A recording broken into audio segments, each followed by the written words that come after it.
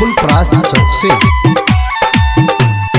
दुर्गा मैया एले हमरा गाँव में, दुर्गा मैया एले हमरा गाँव में, पंडाल सजेबै आय निमिया के छाँव में, पंडाल सजेबै आय निमिया के छाँव में।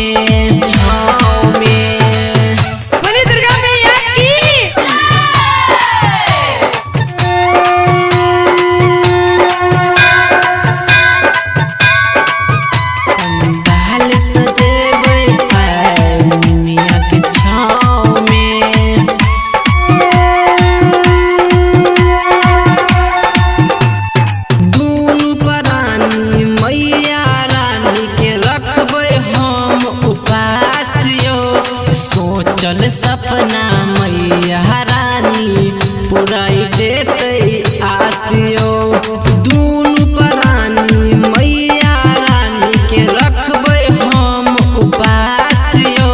सोचल सपना मैया रानी पुराई देते आसियो, आरती उतारबै मैया रानी के मन से, आरती उतारबै मैया रानी के मन से, पंडाल सजेबै आय निमिया के छाँव में, पंडाल सजेबै आय निमिया के छाँव में। बोली दुर्गा मैया की।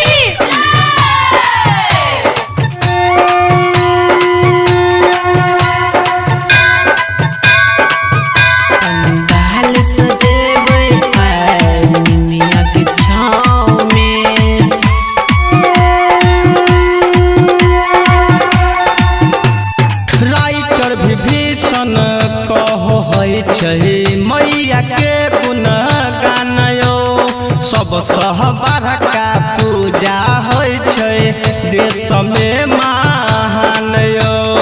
राइटर विभीषण कहै छै मैया के गुण गानयो सब सहबार का पूजा होय छै देश में महान यो।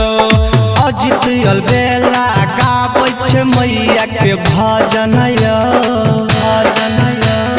डीजे चंदेश्वर बजबै छै मैया के भजन यो।